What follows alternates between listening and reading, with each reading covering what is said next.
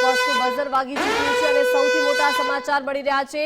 આરોગ્ય કર્મચારીઓ પોતાની માંગણી પર અડગ જોવા મળી રહ્યા છે। બીજા દિવસે પણ આરોગ્ય કર્મચારીઓના દેખાવો ગ્રેડ પે અને બઢતી પરીક્ષાને લઈને પ્રદર્શન કરવામાં આવી રહ્યું છે। આજે પણ આરોગ્ય કર્મચારીઓનું ધરણા પ્રદર્શન યથાવત જોવા મળી રહ્યું છે।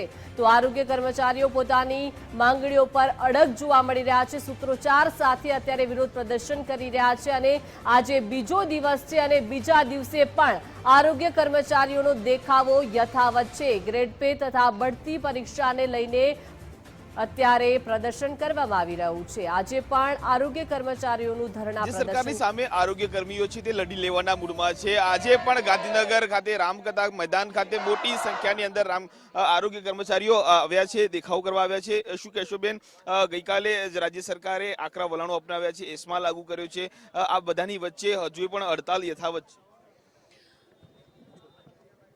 અમારી જે બે મુખ્ય માંગણીનો જીઆર કે ઠરાવ નહીં થાય ત્યાં સુધી અમારી હડતાલ યથાવત જ રહેશે। અમે લોકો કોઈ પણ હાજર નહીં થઈએ। એ લોકો એસમાં લગાવ્યું છે કે ભલે લગાવ્યું છે, એ લોકો રાતોરાત બધું કામ પતાવીને અમારા માટે નોટિસો તૈયાર કરી છે, પણ એ લોકો એ નથી જોયું કે અમે લોકો શું કામ કર્યું છે। અમે ટેકનિકલ માંગીએ છીએ તો અમે ટેકનિકલ છીએ। અમે જે ટેકનિકલ કામ માંગીએ છીએ તો અમે એક ઇન્જેક્ટેબલ આપીએ છીએ, એ શું અન્ય કોઈ ડિપાર્ટમેન્ટવાળા આપી શકશે? અમે હેલ્થવાળા જ અમે આપી શકશું। અને કે ભાઈઓ પણ જે છે બધા એ ટેકનિકલનું કામ કરે જ છે। આયુષ્માન કાર્ડ બનાવે છે, આભા કાર્ડ બનાવે છે, બેનો ઇન્જેક્ટેબલ કરે છે, ટેકો સોફ્ટવેરમાં એન્ટ્રી કરે છે। તો એ લોકો ટેકનિકલમાં અમને સમાવેશ નહીં કરે। ખાતાકીય એક્ઝામ જે અમને હેલ્થવાળા ડિપાર્ટમેન્ટને આપવાની જ ના હોય, કેમ કે વહીવટની એક્ઝામ છે અને વહીવટમાં ક્લાર્કને એ લોકો લગતી એક્ઝામ છે કે જે એ લોકો આપી શકે। તો જે એક્ઝામ રદ નહીં થાય, ટેકનિકલમાં સમાવેશ નહીં થાય ત્યાં સુધી અમે લોકો હડતાલ અમારી યથાવત રાખશું અને અમે અમારી હડતાલ પૂરી નહીં કરી। કર્મચારી એકતા જિંદાબાદ। ચોક્કસથી લોકો હડતાલ યથાવત રાખશે। શું કહેશો, હજુ પણ શું મુખ્ય માંગણીઓ? બે પડતર પ્રશ્નો છે, અગાઉ બેઠક મળી હતી અને અંદર બે માંગણીઓ સંતોષવામાં આવી હતી, બે બાકી રહી છે। શું આગામી રણનીતિ શું રહેશે? આગળની અમારી રણનીતિ અમારા મહાસંઘ જે અમને આદેશ આપશે એ પ્રમાણે અમે તમામ પ્રોગ્રામમાં તમામ કર્મચારીઓ સાથે જ છે અને તમામ રણનીતિ પ્રમાણે જ રહેશે અમારી। ખાસ કરીને તમે શું કહેશો, ગઈકાલે રણજીતસિંહ મોરીની અટકાયત કરી લેવામાં આવી છે, આજે પણ આપ આવ્યા છો દેખાવ કરવા માટે? કાલે અમારા પ્રમુખની અટકાયત કરી લીધી, 1000 થી 1500 થી 1000 કર્મચારીઓની પણ સરકારે અટકાયત કરી લીધી। અમે તો માત્ર શાંતિપૂર્ણ વાતાવરણમાં મુખ્યમંત્રીશ્રીને આવેદનપત્ર આપવા જવાના હતા, અમારી માગણીઓ લઈ અને વાતચીત કરવા માટે જવાના હતા, પણ પોલીસે અમારા 1500 થી 2000 કર્મચારીઓની અટકાયત કરી, નાકાબંધી કરી, અમને ક્યાંય ભેગા થવા દીધા નહીં।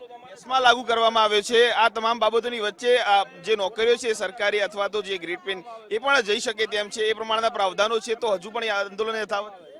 આજ સુધી ગુજરાતમાં ક્યારેય એસ્મા લગાડેલો નથી। ગુજરાત સરકારે આરોગ્યની સેવાઓને આવશ્યક ગણી અને અમારી પર એસ્મા લગાડ્યો, કારણ કે આ કર્મચારીઓ ડરી જાય અને નોકરીએ જોડાઈ જાય, હડતાલ સમેટી લે, એના માટે સરકાર અમને દબાવે, ધમકાવે, પણ અમે અડગ છીએ, અમે બધી રીતે હિંમતવાળા છીએ અને અમે ડગવાના નથી। સરકારને એસ્મા લગાડે, સરકાર છૂટા કરે, કોઈ પણ એક્શન લેવું હોય તો અમે હિંમતથી હારવાના છે નહીં। ચોક્કસથી ખાસ કરીને તમામ લોકો છે તે લડી લેવાના મૂડમાં છે। તમે શું કહેશો? લોલીપોપ ન જોઈએ। શું કહેશો, આજની માંગણીઓ શું છે? અમારી માંગણી છે મેન છે ટેકનિકલ ગ્રેડ પે અને પરીક્ષા, જે ખાતાકીય પરીક્ષા સરકારે જે અમારા ઉપર લોધી છે એ નાબૂદ કરવા માટે અમે જ્યાં સુધી ઠરાવ નહીં થાય ત્યાં સુધી અમારી હડતાલ યથાવત રાખશું। ચોક્કસથી હજુ પણ લડાત યથાવત રહેશે। ખાસ કરીને અન્ય આરોગ્ય કર્મીઓ છે તેમની સાથે પણ વાતચીત કરવાનો પ્રયાસ કરશું। શું કહેશો, તમે આજ આવ્યા છો, આંદોલન યથાવત છે, ગઈકાલે પ્રમુખની અટકાયત થઈ? આજનું અમારું આંદોલન યથાવત ચાલુ જ છે। અમારું કહેવાનું એમ જ છે કે સરકાર અમારી વાત સાંભળે।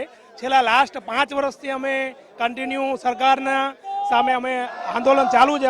અમારા હક, અમારા પોતાની ફરજ છે, અમે ફરજ નિભાવીએ છીએ। સરકારના કોરોના કાળમાં પણ અમારા ઘણા બધા કર્મચારીઓ પોતાનો જીવ ન્યોછાવર કર્યો છે લોકો માટે, તો અમે એક સરકારને લાગણી અમારી સમજે, સરકાર અમને માન આપે। અમે આરોગ્ય કર્મચારી પાયાના કર્મચારીઓ છીએ અને નાના નાના ગામડાઓમાં જ્યાં લોકો પહોંચી નથી શકતા, પહાડ વિસ્તાર હોય, દુર્ગમ વિસ્તાર હોય, એવી જગ્યાએ અમે જઈએ છીએ અને લોકોને ઘરે ઘરે સેવા પૂરી પાડીએ છીએ। અતિ ગંભીર પરિસ્થિતિ હોય, વિકટ પરિસ્થિતિ હોય, એપિડેમિક હોય, વાવાઝોડું હોય, અરે કોરોના જેવી મહામારી હોય, કોઈ પણ પરિસ્થિતિમાં આરોગ્ય કર્મચારી ખડા પગે હોય છે। પછી મેડિકલ ડ્યુટી હોય, એક્ઝામ હોય, તો અમારી સરકારને એક જ વિનંતી છે કે અમને અમારો હક આપે, ટેકનિકલ ગણે અને અમારા જે કાંઈ પરીક્ષા લેવાની છે પરીક્ષા રદ કરે અને અમને ટેકનિકલ ગ્રેડ પે આપે. કર્મચારી એકતા જિંદાબાદ. ચોક્કસથી તમામ લોકો છે તે પોતાની માંગો પર અડગ છે. ખાસ કરીને વાત કરવામાં આવે તો ગઈકાલે તેમના પ્રમુખ છે રણજીતસિંહ મોરી, તેમની અટકાયત કરવામાં આવી હતી. આજે મોટી સંખ્યાની અંદર તમામ જે આરોગ્ય કર્મીઓ છે તે રામકથા મેદાન ખાતે પહોંચ્યા છે. તેઓ પણ કહી રહ્યા છે કે જ્યાં સુધી સરકાર અમને નહીં સાંભળે, અમારી માંગ પૂર્ણ નહીં કરે, ત્યાં સુધી અમારી હડતાલ અને આંદોલન યથાવત રહેશે. કેમેરામેન નરેશ મોરી સાથે ત્રિવેદી, ગુજરાત ફર્સ્ટ, ગાંધીનગર.